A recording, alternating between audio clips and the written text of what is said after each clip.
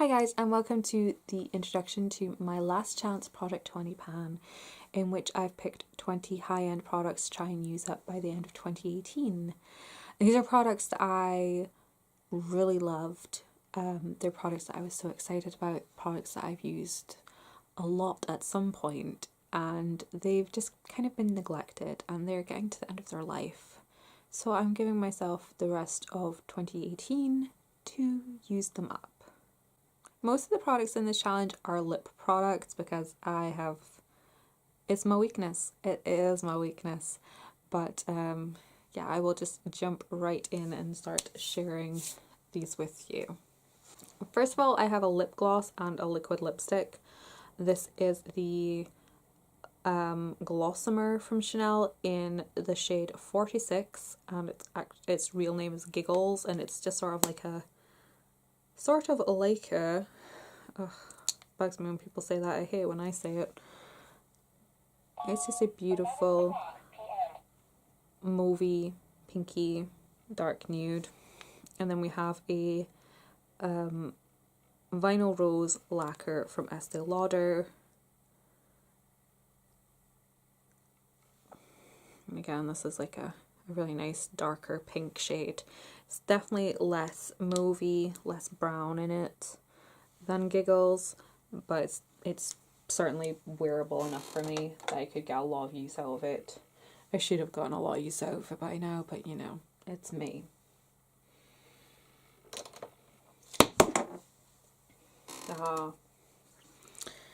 I have 6 Estee Lauder Pure Color lipsticks that I would like to finish up. I know that sounds crazy, but bear with me here. First shade we have is Crystal Baby, which has very little left in it. This is a gorgeous, glossy, peachy pink shade. So it shouldn't take too long to use up. Then we have Crystal Rose, which again, I've used a fair amount of already. As I say, a lot of these products I've at some point adored and used consistently. And this is more of a cooler toned lipstick. We have Pinkberry, which is about halfway done. This is a more of a solid cream formula. It's definitely a lot brighter of a pink. We have Rose Tea, which is actually a repurchase. I got this as a gift with purchase, used it up, and then bought my own one. And I haven't actually gotten that far with it, but it is such a beautiful colour that I don't imagine that it would take me long once I got in the habit of using it. It's a perfect sort of everyday colour. We have Fuchsia Fever, which is actually a crazy colour. I don't know how I'm going to do with this one, but I think during the summer I will get a lot of use out of this. It is so pretty. And then lastly, for the Pure Color lipsticks, we have Vanilla Truffle, which is actually like a cult classic. I just picked this up on a whim. It was the first lipstick that I bought from Estee Lauder. So there is Vanilla Truffle. I bought Vanilla Truffle with Crystal Baby. They were the first 2 things I ever bought from Estee Lauder. And yeah, I'm going to try and use it up. Lastly, for lips, I have 2 more Estee Lauder products, a Chanel and the YSL. From Estee Lauder, we have the Double Wear lipsticks, which they sadly discontinued this entire range. Oh, so sad. This is in Stay Cranberry, which is a beautiful, beautiful red. And then we have Stay Honey,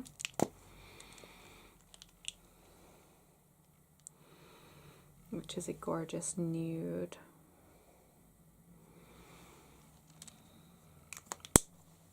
The YSL is actually what I've got on just now. This is the Rouge Volupte in the shade number 1, Nude Pink. This is a cult classic that I'm sure most people have owned at some point in their life.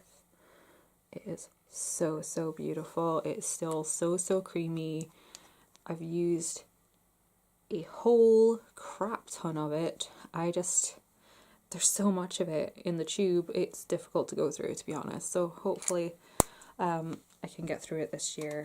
And my Chanel lipstick is in the shade Mademoiselle, which again, cult classic. It's just a beautiful, stupid place to swatch. There we go. It's definitely different from the rest of the shades there. I have two cream shadows from Smashbox. These are the Limitless 15-hour wear cream shadows. I have one in Gemstone and the other in Stone. Stone is sort of a really dark green shade. It actually really reminds me of a more pigmented version of Antique Diamond from MAC. And then we have Gemstone, which is beautiful. That's Gemstone there. There is a swatch of it. It's a gorgeous sort of deep sort of rose gold color. Like a bronzy rose gold. Is rose bronze a thing? Can we make it a thing? We'll make it a thing. I have a blush and a blush bronzer duo. You guys know what this is going to be. This is the NARS Laguna and Orgasm duo. I've used a fair bit of Laguna. It's about halfway used. I don't think it's very far from hitting pan. Whereas Orgasm, you know, you can still kind of see some of the pressing up here. I don't know if it'll show up on camera, but you can definitely make out some of the pressing. But in the middle, it's definitely got a good dip going in it. And I love using both of them. I just always got distracted with trying to use up things that are in other project pans. I just put this to the side, but I absolutely love it. So I'm looking forward to using that. And then we have Sensuous Rose from Estee Lauder, which looks like this. I've hit pan in there. It's actually getting really, really thin in the middle. So I don't think it'll be too much longer before that pan just starts expanding crazily. So I don't see any problem with getting those two guys used up this year at all. I have a highlight and a cream bronzer. The cream bronzer, of course, is the Chanel Bronze Universal, which I think, again, everybody has owned at some point in their life. As you can see, mine doesn't have a whole lot of use in it. I don't know, I was scared of it for so long, and I can see that it's starting to dry out. You can kind of see it pulling away at the edges there. So I'm going to try and get, I'm sorry for the gross hairs that are in there. But I'm going to try and get as much use out of this year as possible. Same with the Guerlain Cruel Gardenia. I feel kind of guilty for not having loved this enough because it was so limited edition. Like, my branch of Guerlain in Aberdeen only got 4 of these in at the time. I remember it having this really disgustingly overpowering scent, which turned out to be the Cruel Gardenia fragrance. It's perfume I would never buy. It's started to dissipate now. But as you can see, it's not been well loved, so I'm going to try my very, very best to love this as much as possible. So there's a swatch of it. It's actually what I've got on my cheekbones just now. And last, there are a couple of base products. We have Smashbox Duo Skin in the shade 1.1, and then we have the Laura Mercier Mineral Powder in Soft Porcelain. Both of which have had a good chunk taken out of them already, but there's still a lot of product in them.